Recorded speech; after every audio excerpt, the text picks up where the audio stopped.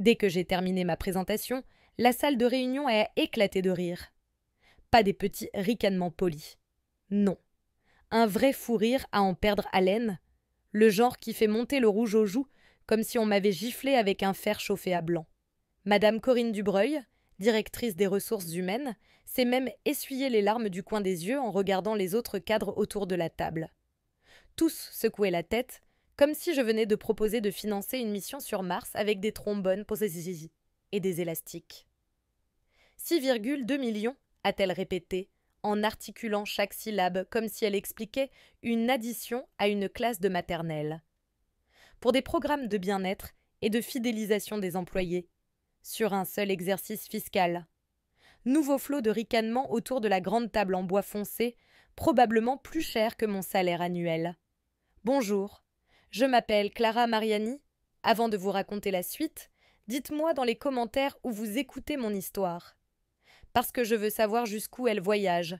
Et si vous avez déjà connu ce sentiment d'être totalement rabaissé, je pense que ce récit est pour vous. Alors likez, abonnez-vous, activez la cloche. Car ce qui s'est passé ensuite a tout changé. Absolument tout. Y compris ma vision du pouvoir en entreprise et de ceux qui se croient intouchables. J'étais là, 3 ans après mon arrivée en tant que responsable senior des programmes dans l'un des cabinets de conseil les plus influents de la région.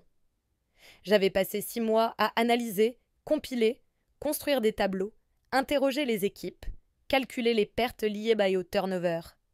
Et je croyais sincèrement avoir construit un plan en béton armé. L'entreprise perdait ses talents à une vitesse alarmante. Les gens partaient plus vite qu'on ne pouvait les remplacer. Et à chaque entretien de départ, les mêmes raisons revenaient. Épuisement, absence de soutien, sentiment d'être un pion dans une machine à broyer. Mon projet n'avait rien de farfelu. Ce n'était pas du développement personnel à 2 balles. J'avais fait les calculs.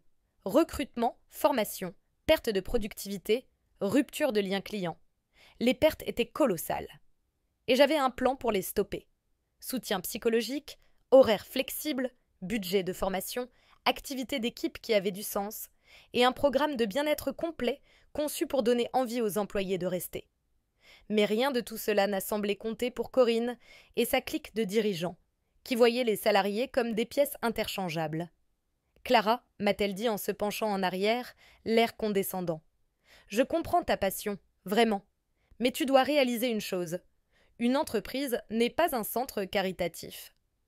On n'est pas là pour dorloter ceux qui ne supportent pas la pression. À ses côtés, M. Bertrand Ménard, le directeur financier, acquiesçait comme une marionnette sur ressort. Le budget ne permet pas ce genre de choses. On a des actionnaires, des marges à respecter. 6 millions pour que les gens se sentent mieux. Ils peuvent à brouette s'abonner à une salle de sport avec leur argent, non? J'ai senti ma gorge se serrer, mais j'ai poursuivi. Les données sont claires. On perd 43% de plus d'employés que la moyenne du secteur. Et chaque départ nous coûte environ... Coûte quoi? M'a interrompu Corinne, la voix acérée comme une lame. Le prix de recruter quelqu'un de plus motivé. Quelqu'un qui veut vraiment bosser. Elle m'a regardée comme si je ne comprenais rien à la vraie vie. Clara, tu raisonnes comme une salariée, pas comme un cadre. Parfois, perdre des gens, c'est sain. Ça élimine les éléments faibles. Silence. Juste le bourdonnement de la climatisation. Et mon cœur qui tambourinait contre ma cage thoracique. Autour de la table, les visages s'étaient déjà détournés. Les téléphones ressortaient. Les papiers bruissaient. Comme si 6 mois de travail étaient à peine une note de bas de page dans leur journée. Je comprends vos inquiétudes, ai-je dit, le plus calmement possible. Mais que se passe-t-il si on ne parvient plus à remplacer les départs? Si les projets clients prennent du retard, faute de personnel expérimenté? Bertrand a levé la main, agacé. Ça, c'est opérationnel. Pas stratégique. Tu identifies des problèmes au lieu d'apporter de vraies solutions. Des solutions rentables. Pas des dépenses pour des salariés qui devraient déjà être reconnaissants d'avoir un job. Corinne s'est levée, ajustant sa veste. Un conseil, Clara. Apprends à faire avec ce que tu as, à étirer ton budget, pas à en réclamer plus. C'est ça, faire la différence entre un coordinateur et un directeur. Ma proposition? Jeter à la poubelle, peut-être même littéralement. J'ai remercié tout le monde, comme une bonne petite employée bien sage, et je suis retournée à mon bureau, la tête bourdonnante. Mais ce qu'aucun d'eux ne savait, c'est que pendant ces 3 années à résoudre leurs problèmes dans l'ombre, j'avais obtenu un master en analyse de données. Le soir, en cachette, à réviser dans les toilettes pendant mes pauses et à veiller jusqu'à 3 heures du matin. Parce que je voulais comprendre ce qui se cache sous les beaux discours d'entreprise. Et j'étais douée, très douée, pour repérer les motifs invisibles dans les données. Ce jour-là, j'ai ouvert mon ordinateur. Pas pour faire mes rapports trimestriels, mais pour réfléchir à ce que Corinne avait dit. Sur les marges, sur les actionnaires, sur ce fameux chiffre irréaliste de 6,2 millions. Parce que moi, j'avais accès à pas mal d'infos. Rapports budgétaires, dépenses, contrats de fournisseurs. Tout ce qui touche au coût des projets et leur efficacité, je devais le suivre. Alors j'ai commencé à creuser. Rien d'illégal, rien de secret. Juste une exploration minutieuse de ce à quoi j'avais droit. Et c'est là que je suis tombée sur un fonds spécial. Le fonds discrétionnaire exécutif. Un budget annuel de 7,8 millions d'euros, géré uniquement par les dirigeants, sans obligation de compte-rendu détaillé. Vous voyez venir ? Oui. Ce fonds servait à financer des retraites de luxe dans des hôtels 5 étoiles, des vols en première classe, des séminaires au soleil, des dîners privés et un certain poste de bien-être du leadership, qui ressemblait étrangement à des cures thermales et des parties de golf. Ceux-là même qui avaient ri de mon budget de 6,2 millions dépensaient chaque année presque 8 millions pour leur propre confort. Mais ce n'est pas ça le plus fou. Le plus fou, c'était ce que j'ai découvert en analysant les contrats, fournisseurs et les rapports de dépenses. Ces fameux séminaires de direction n'étaient pas seulement excessivement chers. Ils étaient systématiquement hors budget. Un week-end prévu pour 50 000 euros finissait à 90 000. Une conférence estimée à 20 000 euros en frais de déplacement en coûtait 45 000. Et chaque fois que je faisais correspondre ces dépenses extravagantes à nos rapports de performance, un schéma inquiétant apparaissait. À chaque retraite de dirigeants, nos indicateurs opérationnels chutaient. Les clients se plaignaient davantage. Les échéances n'étaient pas respectées. Les sondages internes montraient un personnel plus stressé, plus seul. Le comble ? Ces millions dépensés ne les rendaient même pas meilleurs dans leur travail. Ils les rendaient pires.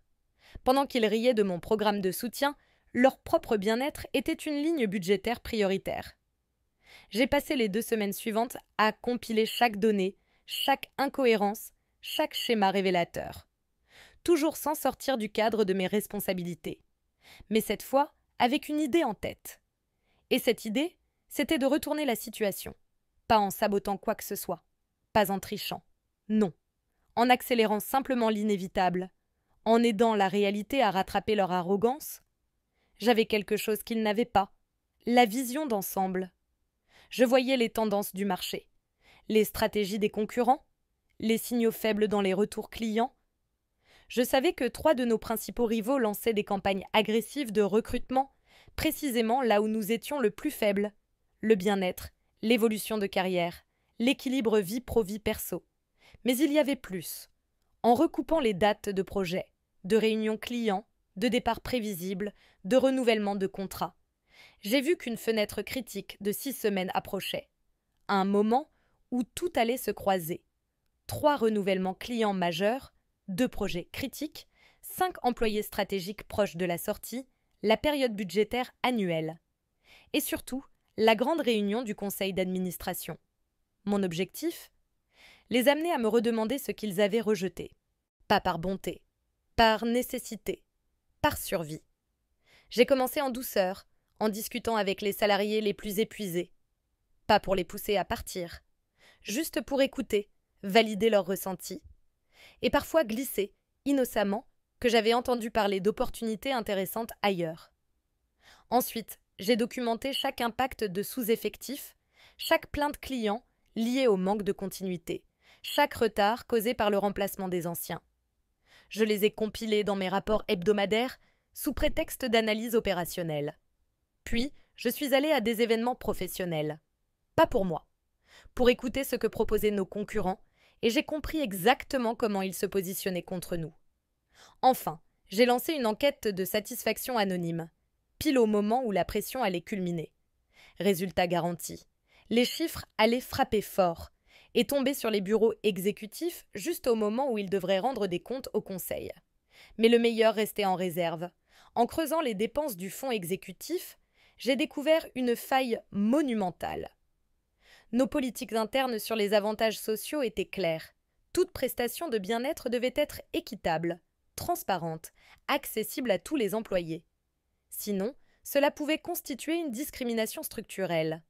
Et là, j'avais un dossier complet prouvant que seuls les cadres bénéficiaient de privilèges bien-être. J'avais entre les mains un risque de non-conformité colossal, mon arme nucléaire. Mais je ne comptais l'utiliser qu'en dernier recours. Ce que je voulais vraiment, qu'ils réclament eux-mêmes le programme, qu'ils le défendent, qu'ils le financent, et que ce financement vienne directement de leur propre trésor caché. Le compte à rebours a commencé un lundi matin, quand le premier domino est tombé, juste comme je l'avais anticipé. Laura Berton, une de nos meilleures chefs de projet, a remis sa démission. Son entretien de départ, transmis à tous les directeurs. Elle y citait, mot pour mot, ce que j'avais intégré dans ma proposition. Burn-out, manque de reconnaissance, sentiment d'être invisible malgré des performances constantes. 3 jours plus tard, ce fut au tour de Karim Dupuis, puis d'Élodie Marchal. Tous dans la même semaine, tous pour les mêmes raisons, et tous recrutés par des cabinets concurrents qui leur proposaient, en plus de meilleurs salaires, un véritable environnement de travail humain. Pendant nos réunions d'équipe, j'ai vu Corinne se crisper. Ses commentaires devenaient plus acides. Elle parlait de loyauté, d'endurance, de génération fragile. Mais moi, je voyais bien qu'elle commençait à paniquer. Remplacer une experte, c'est faisable. 3 en pleine saison de projet critique. C'est une crise. La 2e semaine, les retours clients ont commencé à affluer. Pas de quoi rompre les contrats, non. Mais des remarques précises sur la qualité de suivi, sur la nécessité de réexpliquer les projets, sur le changement d'interlocuteur trop fréquent. Et j'ai pris soin d'intégrer chacune de ces remarques à mes rapports opérationnels hebdomadaires. Objectif. Chiffré, sans un mot de trop. Semaine 3, les concurrents lancent leur offensive. 2 d'entre eux mettent en ligne des offres ciblées pour nos profils seniors restants. En vitrine, programme de bien-être, soutien psychologique, horaires aménagés, budget de formation. Exactement ce que nos dirigeants avaient qualifié d'irréaliste. Mais ces firmes n'étaient pas plus gentilles. Elles étaient juste plus lucides. Elles avaient fait le même calcul que moi. Retenir ces talents coûte moins cher que de les remplacer. Pourtant, nos chefs, eux, s'entêtaient. Ceux qui partent ne sont pas faits pour nous, disait Corinne. Le déni à l'état pur. Semaine 4. Les résultats du sondage tombent. C'est un carnage. Niveau de stress record, engagement au plus bas, et 91% des répondants déclaraient envisager sérieusement de partir. Des commentaires poignants, précis, douloureux. Et ces résultats, je les ai fait atterrir dans les boîtes mail des dirigeants juste au moment où ils tentaient désespérément de préparer leur bilan trimestriel. J'ai commencé à entendre des choses. Discussions tendues sur les coûts de formation, sur les retards de projet, sur les ruptures contractuelles à venir. Corinne, d'habitude si contrôlée, haussait le ton. Bertrand voulait embaucher en urgence des consultants externes, mais il comprenait lui aussi que ce n'était pas une solution. Nos clients voulaient de la stabilité, pas des visages jetables. Semaine 5, l'accélération. 2 autres départs majeurs. Un client appelle pour une réunion de crise, un autre met son contrat en pause, évoquant une évaluation interne de la viabilité à long terme. Le conseil d'administration convoque un audit exceptionnel. Et c'est là que Corinne commet l'erreur fatale. Elle organise une réunion générale pour recadrer les esprits. Mais au lieu de rassurer ou d'écouter, elle sermonne. Elle parle de loyauté, de résilience, de ne pas avoir besoin d'être dorlotée pour bien faire son travail. C'était le pire message, au pire moment. Je l'ai vu dans les regards. Ce que le sondage avait révélé, cette intervention l'a gravé dans le marbre. Elle venait de transformer des doutes en décisions. Je n'ai rien eu besoin de dire. Rien à pousser. Juste à regarder les conséquences d'un leadership déconnecté qui croyait que l'autorité suffisait à retenir les gens. La 6e semaine a débarqué comme un coup de tonnerre. 3 nouvelles lettres de démission. Un client majeur annule son contrat. Un autre suspend le sien, en attente de garanties sur la stabilité organisationnelle. Le conseil d'administration convoque une réunion d'urgence pour revoir les performances opérationnelles et la stratégie globale. Et c'est là que tout s'est enclenché. Je reçois un appel de l'assistante de Corinne. « Clara, vous êtes demandée en réunion stratégique exceptionnelle demain matin. » Sujet : résilience organisationnelle et rétention des talents. J'ai raccroché calmement, puis j'ai ressorti ma proposition initiale, celle qu'ils avaient broyée avec leur moquerie. Je l'ai simplement actualisée avec les derniers chiffres. Mais j'ai laissé le cœur intact. Le budget aussi. 6,2 millions d'euros. Le vendredi matin, je suis entrée dans la même salle de réunion que 6 semaines plus tôt. Mais cette fois, plus un rire. Corinne avait les traits tirés. Bertrand triturait frénétiquement des feuilles Excel. Les autres cadres murmuraient entre eux, les yeux rivés à leur téléphone. « Clara » a commencé Corinne d'une voix éteinte. « Nous devons impérativement réfléchir à des solutions concrètes pour retenir nos équipes.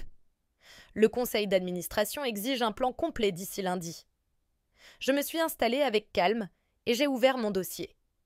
J'ai peut-être quelques pistes à vous proposer. Bertrand a enchaîné.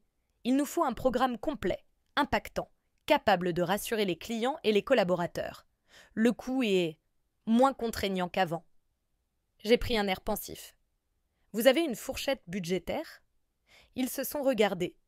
Puis Corinne a demandé « À combien estimeriez-vous une solution complète pour répondre aux problèmes que nous rencontrons ?» J'ai posé mon dossier sur la table. Selon mes analyses, un budget d'environ 6,2 millions serait nécessaire. Silence. Pas celui du mépris, celui du choc. Celui de ceux qui comprennent qu'ils sont sur le point de valider exactement ce qu'ils avaient rejeté.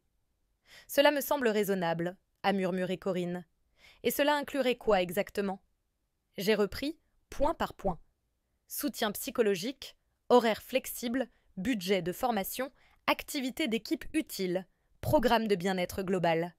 Tout ce qu'ils avaient moqué, transformé désormais en stratégie essentielle. Bertrand a demandé « Et en termes de déploiement ?» Si j'ai carte blanche, les premiers éléments peuvent être lancés sous 2 semaines. La totalité du programme peut être en place sous 6. Il a hoché la tête. Et selon vous, l'impact ? Les données indiquent une baisse du turnover de 60 à 70%, une amélioration nette de la satisfaction client et une performance opérationnelle renforcée.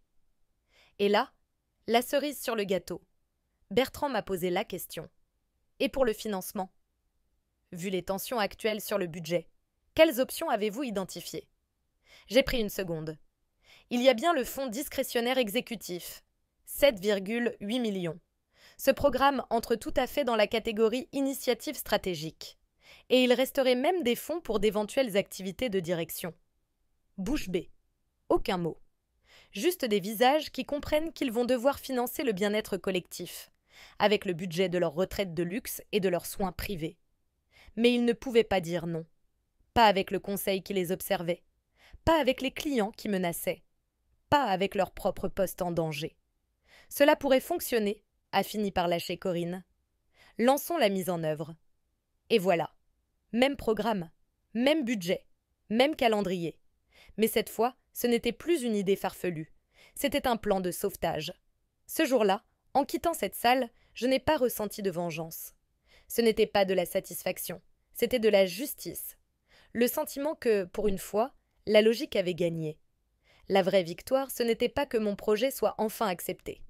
C'était de savoir que désormais, chaque euro dépensé par la direction pour son confort devrait être justifié par rapport au bien-être des équipes. Et 6 mois plus tard ? Le taux de départ avait chuté de 68%. Les clients étaient plus satisfaits que jamais. Les sondages montraient une nette hausse de l'engagement. 2 nouveaux contrats ont été signés grâce à notre culture d'entreprise. Et Corinne ? Toujours en poste. Mais à chaque bilan trimestriel, elle doit montrer comment le bien-être a boosté nos résultats. Et comme elle ne peut pas dire que l'idée n'était pas d'elle, elle doit en faire sa réussite. Parfois, elle me regarde, silencieuse. Elle sait. Mais elle ne peut rien prouver. Et ça me va.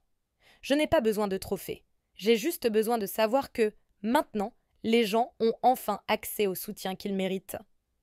Si cette histoire vous a parlé, likez cette vidéo. Abonnez-vous.